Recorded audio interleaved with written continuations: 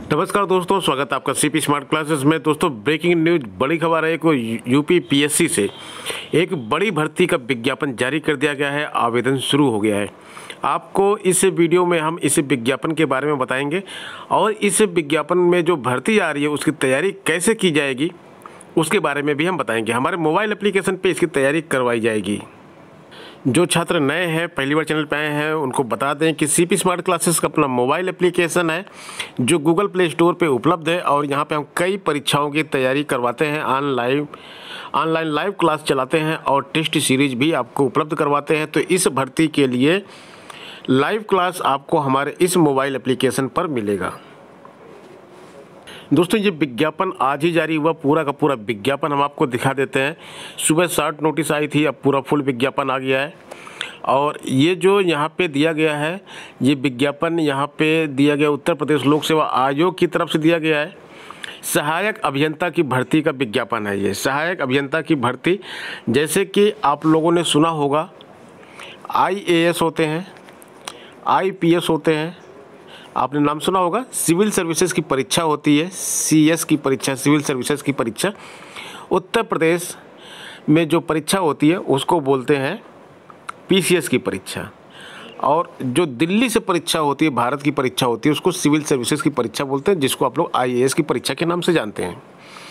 तो IAS की परीक्षा में जो लोग बैठते हैं वो क्या बनते हैं? IAS बनते हैं, IPS में जाते हैं, कुछ लोग भारतीय पुलिस सेवा में जाते हैं। और वहाँ से एक अन्य परीक्षा भी होती है, वो सिविल सर्विसेज के थ्रू नहीं होती है, अलग से उसका विज्ञापन आता है जिसको बोलते हैं IES।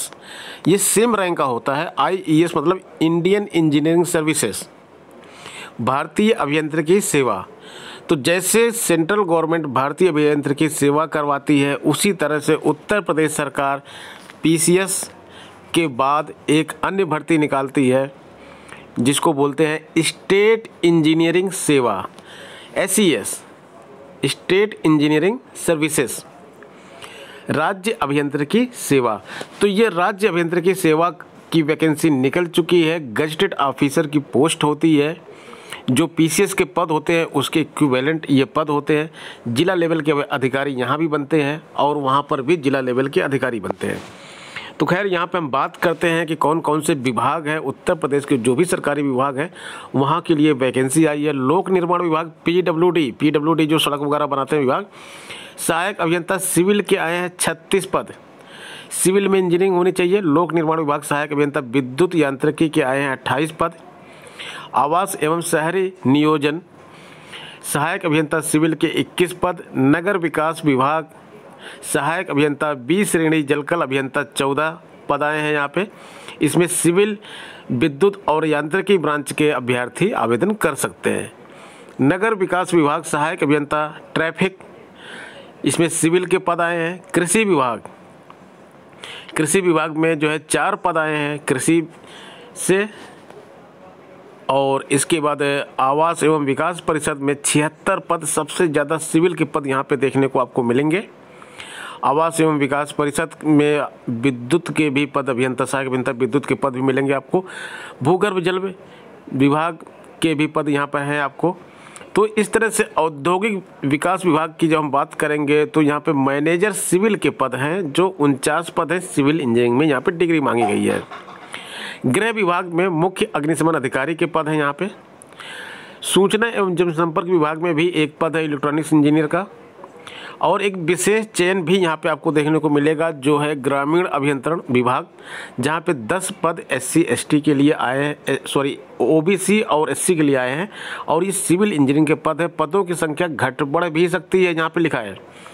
तो दोस्तों, क्या होता है, पदों की संख्या घटती नहीं है, पदों की संख्या बढ़ जाती है, क्योंकि जब तक परीक्षा होता है, भर्ती होती है, तो इसमें सालों लग जाता है। उत्तर प्रदेश का कामकाज आप जानते हैं कि कभी भर्ती 3-3, 4-4 साल में पूरी होती है। खैर, अभी तो सारी चीज़ें ट्रैक पर आ गई हैं और भर्ती जल्दी जल्दी पूरी हो रही है। तो ये भर्ती जल्दी पूरी हो जाएगी। और ये जब भर्ती पूरी होगी तब तक जो यहाँ पे आप पद देख रहे हैं, 271 पद यहाँ पे है, 10 पद ये है, 281 पदों की ये पूरी भर्ती है। ये पदों की संख्या बढ़ के 350 तक पहुँच सकती है। तो इसीलिए दिया रहता है कि पदों की संख्या घट बढ़ सकती है। बाकी यहाँ पे आप वेतन देख सकते हैं, 15,600 का ग्रेड पे यहाँ पे दिया गया है। 39,100 का ग्रेड पे यहाँ पे दिया गया है। ग्रेड वेतन दिया गया है 5,400। इसके साथ साथ यहाँ पे जो रिजर्वेशन वगैरह है उसके बारे में भी बताया गया है। और यहाँ पे हम इसके बारे में अन्य चीज़ें आपको बता दें।